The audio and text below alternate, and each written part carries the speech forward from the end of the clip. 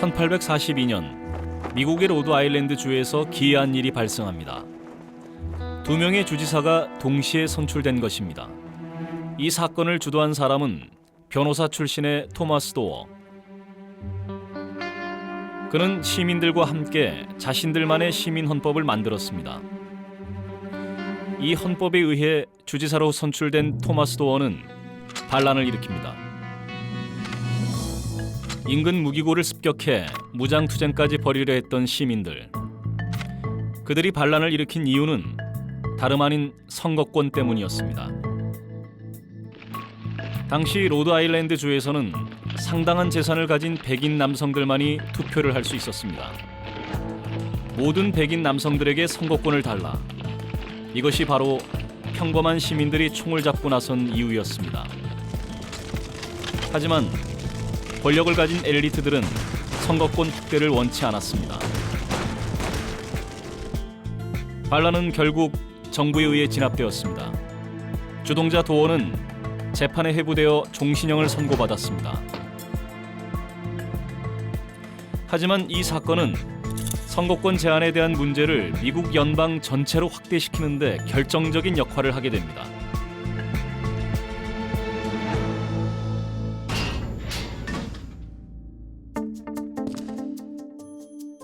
결국 반란이 일어난 지 1년 만에 로드아일랜드주는 선거권 조항을 개정합니다. 반역죄로 수감됐던 토머스 도어도 석방됐습니다. 그리고 1850년대 마침내 미국에서는 재산에 의한 선거권 제한이 완전히 사라지게 됩니다.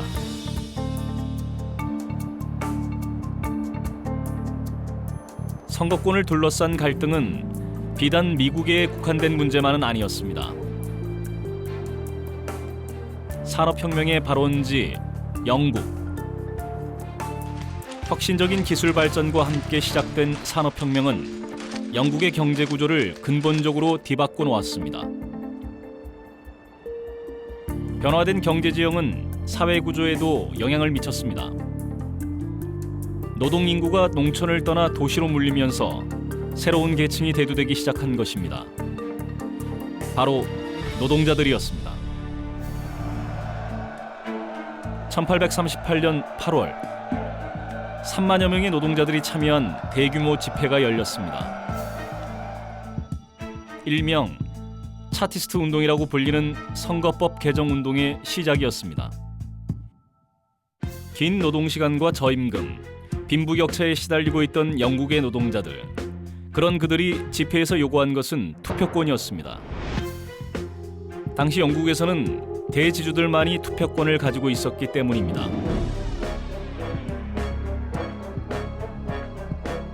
그렇다면 노동자들에게 선거권이 그토록 중요했던 이유는 무엇이었을까요? 차티스트 지도자였던 조셉 스티븐슨 목사는 그 이유를 이렇게 역설했습니다. 보통 선거권은 포크와 나이프, 빵과 치즈의 문제처럼 생활에 밀접히 닿아 있습니다. 내가 말하는 보통 선거권이란 모든 노동자가 좋은 외투를 두르고 좋은 모자를 쓰고 온 가족이 번듯한 집에 살며 제대로 된 식사를 할 권리가 있음을 뜻합니다. 그의 말처럼 차티스트 운동은 단순한 투표권 요구가 아니었습니다. 선거권을 쟁취함으로써 노동자들에게도 자원 배분에 참여할 길을 열어주려는 것이 이 운동의 진짜 목표였습니다.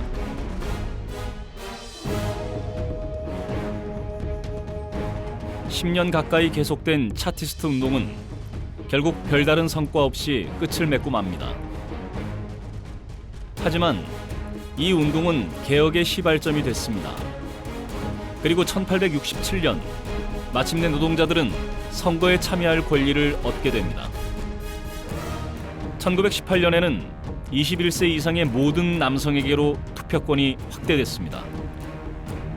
그로부터 10년 뒤인 1928년 21세 이상의 여성들에게도 선거권이 허용되기에 이릅니다. 모든 시민이 선거에 참여할 수 있는 시대가 비로소 열리게 된 것입니다. 보통 선거권을 얻기 위한 투쟁 속에서 민주주의는 인류의 보편적 가치로 성장하게 되었습니다.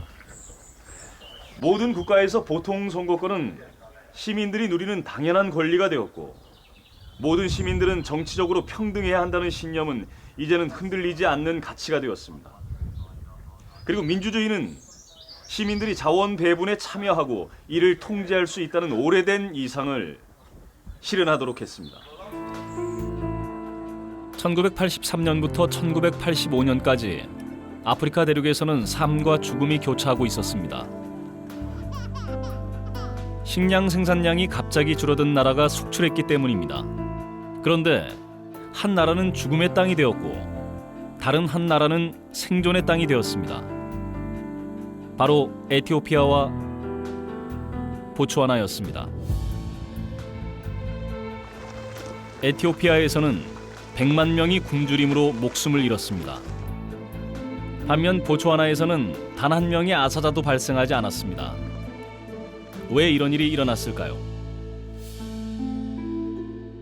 3년 동안 계속된 가뭄으로 에티오피아에서는 곡물 생산량이 급감했습니다.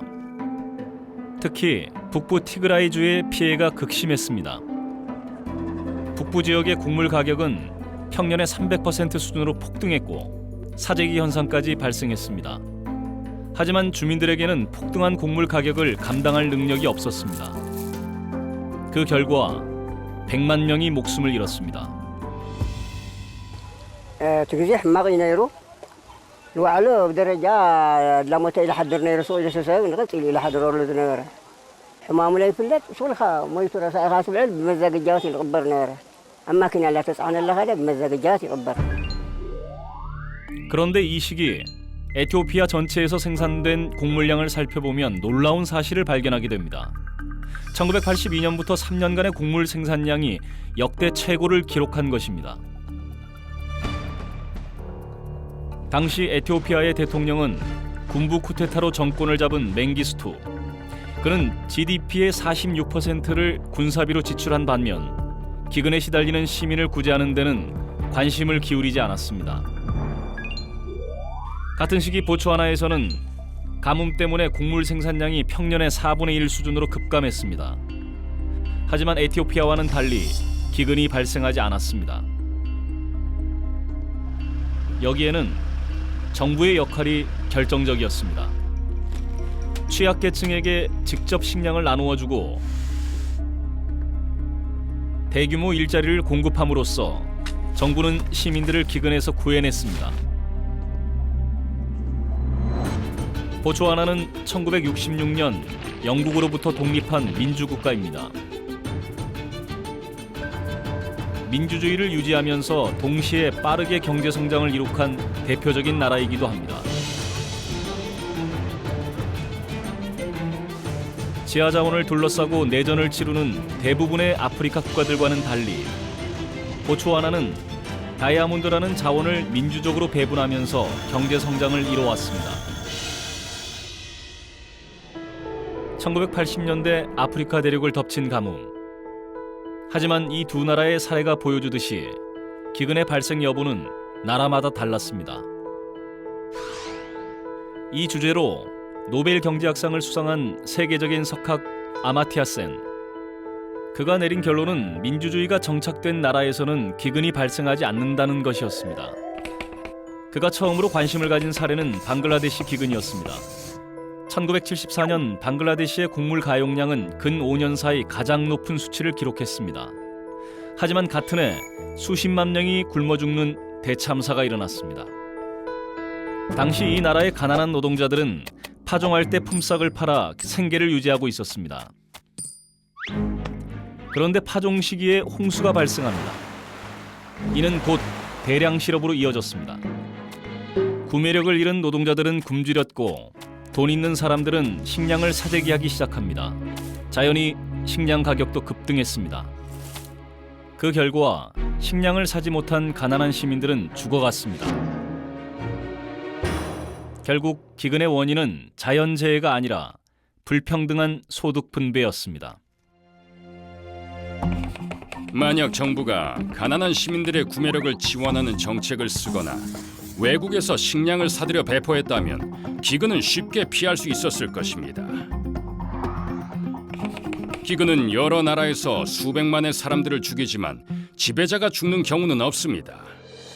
만일 선거도 없고 야당도 없고 검열받지 않는 공개적 비판도 없다면 권력을 쥔 자들은 기근을 막지 못한 실패에 대해 정치적 책임을 질 이유가 없습니다. 민주주의는 이와 달리 기근의 책임을 지도층과 정치 지도자에게 돌리는 것입니다.